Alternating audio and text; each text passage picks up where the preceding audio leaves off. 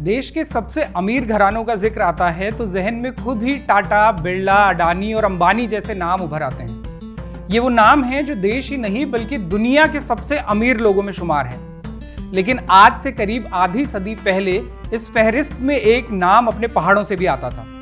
उत्तराखंड के सुदूर सीमांत क्षेत्र में एक व्यक्ति ऐसा भी हुआ जिसका बचपन तो मुफलिसी में बीता था, लेकिन जवानी पैसों से ऐसी गुलजार हुई कि उसका नाम ही मालदार पड़ गया। उसने इतना धन अर्जित किया कि कभी दर्जनों गांव एक साथ खरीद लिए, कभी शहर का शहर खरीद डाला, तो कभी रजवाड़ों की पूरी रियासत। वो जब व्यापारी हुआ तो ऐसा हुआ कि पूरी दुनिया को अपने व्यापार से जीतने वाले ब्रितानियों ने भी उसकी प्रतिभा को सलाम किया। वो जब लकड़ी के व्यापार में उतरा तो टिम्बर किंग ऑफ इंडिया कहलाया, और जब उसने चाय के बागान लगाए तो चीन के चाय पर एकाधिकार को ध्वस्त करते हुए पूरे यूरोप को अपनी चाय की खुशबू से महका दिया। वो दानवीर भी हुआ तो ऐसा कि कई स्कूल और कॉलेज खुलवाकर हजारों बच्चों को स्कॉलरशिप बांटी।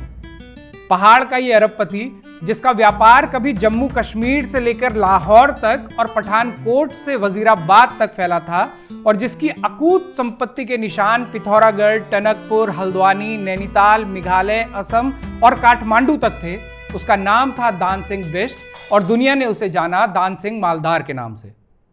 नमस्कार, मैं हूं राहुल कोटियाल और आप देख रहे हैं बारामासा का विशेष कार्यक्रम विरासत।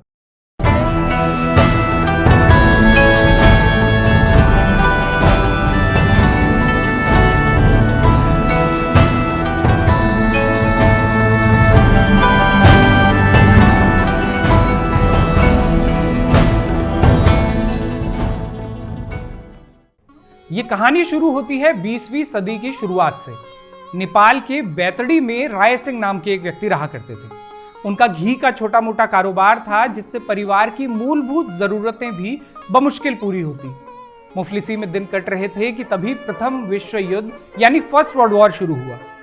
ये युद्ध जहां करोड़ों लोगों के लिए त्रासदी बनकर आया, वहीं कुछ लोगों के लिए इसने अपार अवसरों के दरवाजे भी खोल दिए।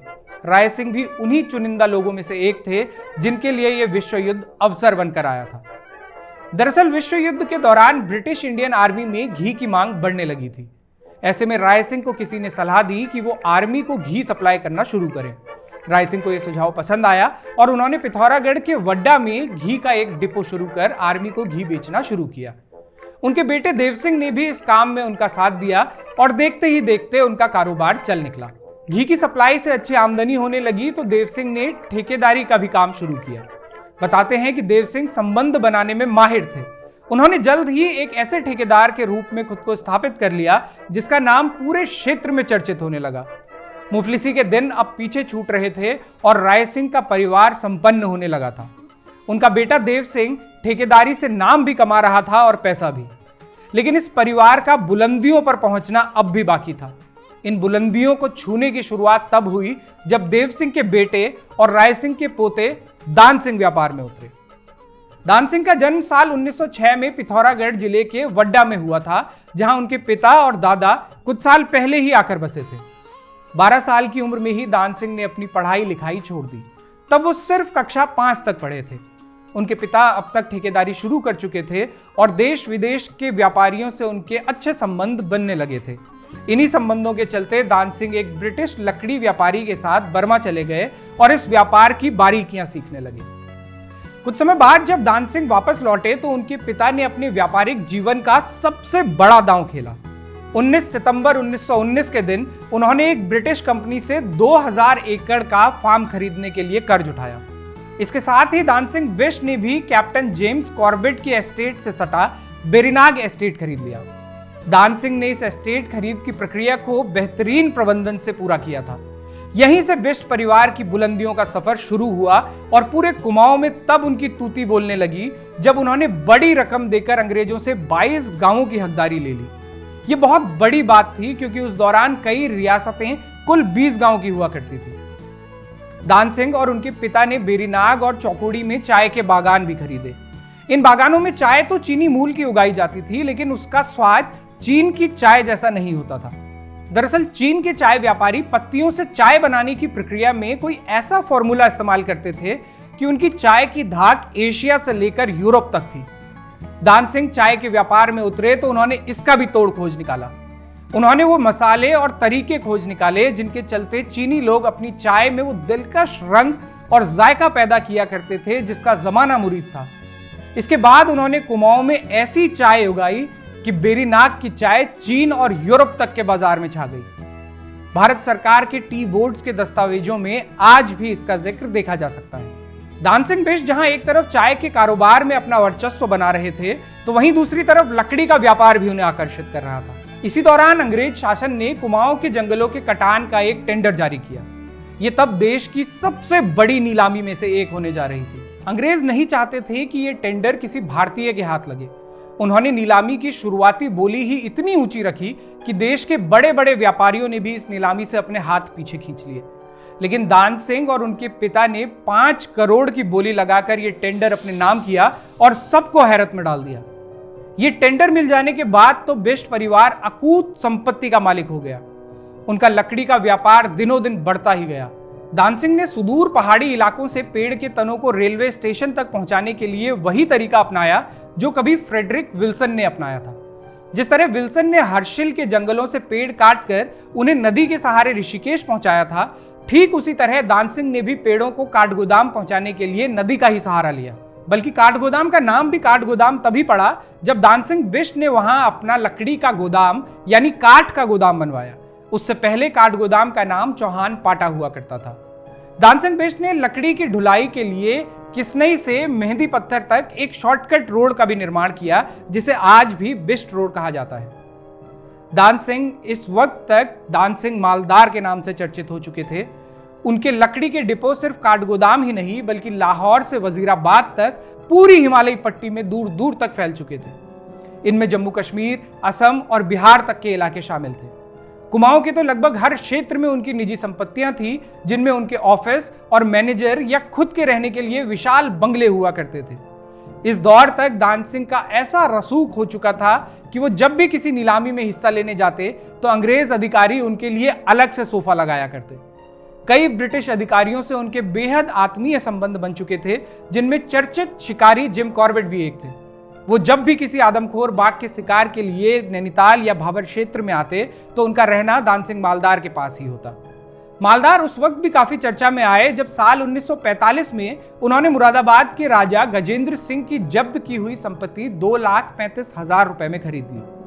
राजा गजेंद्र सिंह के ऊपर अंग्रेजी सरकार का इतना कर्ज हो चुका था कि उनकी संपत्ति जब्त करके नीलाम की जा रही थी। मालदार नहीं चाहते थे कि यह संपत्ति किसी अंग्रेज के कब्जे में जाए, इसलिए उन्होंने खुद इसे खरीदा।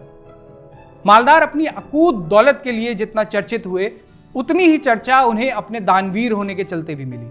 जन कल्याण के लिए उन्होंने कई स्कूल खुलवाए, अस्पताल बनवाए, धर्मशालाएं बनवाई और पहाड़ में बच्चों के खेलने के लिए मैदान तक तैयार करवाए। नैनीताल के डिग्री कॉलेज के लिए उन्होंने ही 12 एकड़ जमीन और 5 लाख रुपए दान किए थे। यह कॉलेज आज भी उनके पिता ठाकुर देव सिंह बिष्ट के नाम पर डीबीएस कॉलेज कहलाता है। इसके अलावा उन्होंने पिथौरागढ़ में अपनी मां और पिता के नाम से सरस्वती देव सिंह उच्चतर माध्यमिक विद्यालय का भी निर्माण करवाया। इस स्कूल को बनवाने के बाद उन्होंने स्कूल के पास की जमीन खरीदकर एक खेल का मैदान भी बनवाया।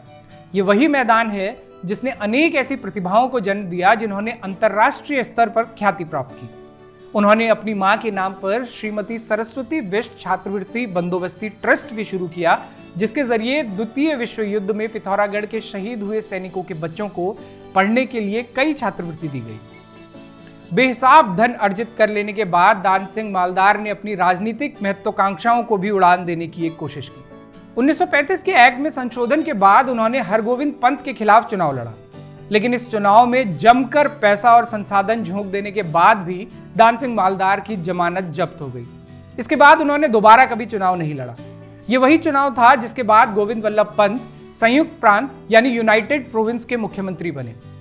उनके दान सिंह मालदार से बेहद अच्छे संबंध थे। भारत छोड़ो आंदोलन में जब गोविंद वल्लभ पंत जेल गए तो उनके परिवार को दान सिंह मालदार ने ही संरक्षण दिया। पंत उनकी इस दरियादिली को कभी नहीं भूले। कहा जाता है कि एक बार तो उन्होंने पूरे कुमाऊं के जंगल के ठेके मालदार को देने के लिए यह भी प्रयास किया कि बिना किसी टेंडर के ही सीधे दान सिंह मालदार को यह काम सौंप दिया जाए, लेकिन इसका भारी विरोध हुआ और उनका यह प्रयास सफल नहीं हो सका। इतिहास जब दान सिंह मालदार का मूल्यांकन करता है तो तो अक्सर उन पर पर्यावरण विरोधी होने के आरोप भी लगते हैं। हालांकि कई लोग ये भी मानते हैं कि उस दौर में जंगल को लेकर पर्यावरण वाला विचार आज जैसा मजबूत नहीं था और अंग्रेज शासन में जंगलों का दोहन एक स्वीकार्य प्रक्रिया थी। इसी प्रक्रिया ने दान सिंह मालदार को अकूत दौलत का मालिक भी बनाया। लेकिन जिस तेजी से मालदार का उदय हुआ था, लगभग उसी तेजी से उनका साम्राज्य खत्म भी हुआ। उनके व्यापारिक साम्राज्य को पहला झटका तब लगा जब उनकी company DS Bisht and sons ने साल 1956 में किच्छा में बिस्ट इंडस्ट्रियल कॉर्पोरेशन लिमिटेड नाम से एक शुगर मिल शुरू करने का लाइसेंस लिया। उनका सपना था कि 2000 टन प्रतिदिन की क्षमता वाली इस शुगर मिल से स्थानीय किसानों को लाभ मिल सके। इसके लिए उन्होंने पूर्वी पाकिस्तान यानी आज के बांग्लादेश से भारी मशीनें मंगवाई। उन्हें उम्मीद थी कि भारत सरकार इन मशीनों के इंपोर्ट पर उन्हें कुछ छूट देगी, लेकिन उनकी इन उम्मीदों पर तब पानी फिर गया जब मशीनों से लदे जहाजों को कलकत्ता के बंदरगाह पर मशीनें उतारने की अनुमति ही नहीं मिली। मालदार एक दिन भी ये शुगर मिल नहीं चला सके और कुछ साल बाद उन्हें इसके सभी शेयर बेचने पड़े। बताते हैं कि यही घटना उनके तनाव और बीमारी का भी कारण बनी। इस घटना के एक साल बाद 10 सितंबर 1964 के दिन उनका देहांत हो गया। दान सिंह मालदार की 7 बेटियां थीं जो उनकी मौत के वक्त कम ही उम्र की थी। ऐसे में उनके छोटे भाई मोहन सिंह और उनके बेटों ने उनका कारोबार संभाला, लेकिन दान सिंह जैसा व्यापारिक कौशल उनके उत्तराधिकारियों में नहीं था। लिहाजा धीरे धीरे उनका पूरा साम्राज्य सिमटता चला गया। उनकी संपत्ति के बंटवारे को लेकर न्यायालय में भी वाद विवाद हुए। उनकी company DS Bisht and sons भी मंदी के आगोश में समाती चली गई और इस तरह एक साधारण से घी बेचने वाले के बेटे का खड़ा किया विशाल साम्राज्य एक बार फिर से मिट्टी में मिल गया। जाते जाते दान सिंह मालदार के जीवन से जुड़ी एक दिलचस्प घटना आपको और बताते हैं। साल 1951 में मालदार नाम की एक हिंदी फिल्म रिलीज हुई थी। इस फिल्म ने हिमालयी इलाकों में जबरदस्त कारोबार किया क्योंकि इसके बारे में अफवाह थी कि यह फिल्म दान सिंह मालदार के ही जीवन पर बनी है और मालदार ने ही इसमें पैसा लगाया है। यह अफवाह शायद इसलिए भी फैली क्योंकि एक फिल्म डिस्ट्रीब्यूटर ने सच में उस दौरान दान सिंह से 70,000 रुपए उधार लिए थे। दान सिंह मालदार के जीवन से जुड़ी ये तमाम जानकारियां आपके लिए जुटाई थी हमारे सहयोगी मनमीत ने। ये कार्यक्रम आपको पसंद आया हो तो इसे शेयर जरूर करें और देखते रहें बारहमासा।